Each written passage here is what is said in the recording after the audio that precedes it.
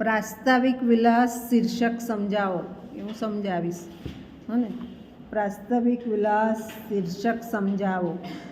આગળના બધા આગળ જશે એમની પાસે. હવે તમને અસાઇનમેન્ટ કયું આપવું એના આધારે બીજો જાતે કરવાનો સવાલ આપીશ. હા ને, પછી એક આ સવાલ આપણો ઊભો થયો, સિંહના પ્રતીક દ્વારા આપેલો ઉપદેશ.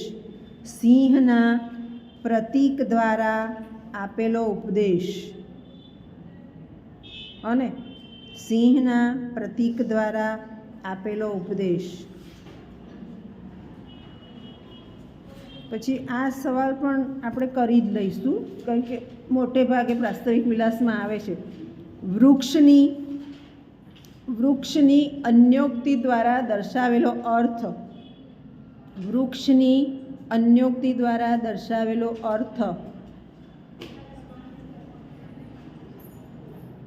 ભાષાંતર જોતા જઈશું એમ આપણા સવાલ ઊભા થતા જશે. હા ને, એટલે એ પ્રમાણે આપણે એમાં જઈશું. હવે એક સવાલ આગળ સમજી જ લઈએ. પ્રાસ્તાવિક વિલાસ શીર્ષક હેડિંગ મારો. પ્રાસ્તાવિક વિલાસ શીર્ષક હેડિંગ મારો. શીર્ષકમાં આપણે જાણીએ છીએ કે નાયકનું નામ હોય, નાયિકાનું નામ હોય, કર્તાનું નામ હોય, કેન્દ્રવર્તી વિષય હોય. બરાબર ને, આ બધી બાબતો હોય તો એને યોગ્ય ગણાય.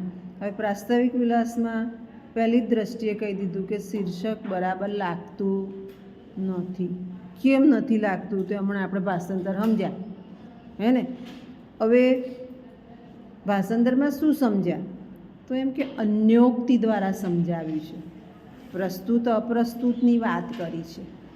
એક દ્વારા બીજી વસ્તુ સમજીએ છીએ, અન્યોક્તિ. બીજા દ્વારા બીજું, પ્રસ્તુત દ્વારા અપ્રસ્તુત સમજીએ છીએ, અન્ય દ્વારા બીજું ઉદાહરણ સમજીએ છીએ. એટલે ત્યાં જો પ્રાસ્તાવિક વિલાસને અન્યોક્તિ વિલાસ નામ આપ્યું હોત તો વધારે આપણને યોગ્ય લાગે. બીજું એમ કે એમાં અન્યોક્તિ કેવી છે તો પ્રતીકો છે. હમણાં જ આપણે જોયું કે જાણકાર અને બડાઈ મારનારો. જાણકાર હશે કોઈ દિવસ નહીં બોલે કે હું આ જાણું છું. તમે એની પાસે પૂછવા જશો એટલે તમને સહદેવની જેમ જવાબ આપશે. અને જે બડાઈ મારતો હશે ને એ રોજ બોલશે મને આ આવડે છે. એટલે એ જે છે તો એમ કે જે પ્રતીક આપ્યો છે, પ્રતીકો એ બોધ દ્વારા આપ્યા છે. અને એ બોધ કેવા છે તો એ આપણે પ્રસ્તુત અપ્રસ્તુતમાં સમજી શકીએ છીએ. અને યુક્તિ પણ વાપરી છે કે કોઈને ખરાબ ના લાગે એ રીતે બોધ છે કે ભાઈ બડાઈ હાંકનારને એવું નથી કહ્યું, એમ કહ્યું છે કે એ જશે ત્યારે તો પકડાઈ જ જવાનો છે કે આણે બડાઈ હાંકી છે. આપણે ઘણીવાર નથી સમજી શકતા સામાન્ય ભાષામાં. બે જણા વાત કરતા હોય તો એ બડાઈઓ મારે છે, હા બડાઈઓ મારે. આપણે સામાન્ય ભાષામાં સમજી શકીએ છીએ, તો સાહિત્યની ભાષામાં તો સમજી શકીએ ને.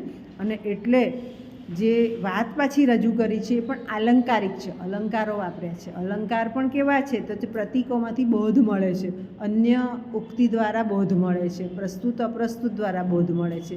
એટલે એમ કે અને અન્યોક્તિ વિલાસ શીર્ષક આપ્યું હોત તો વધારે યોગ્ય આપણને લાગત. બરાબર સમજી લીધું? ટૂંકનોંધમાં પૂછાય.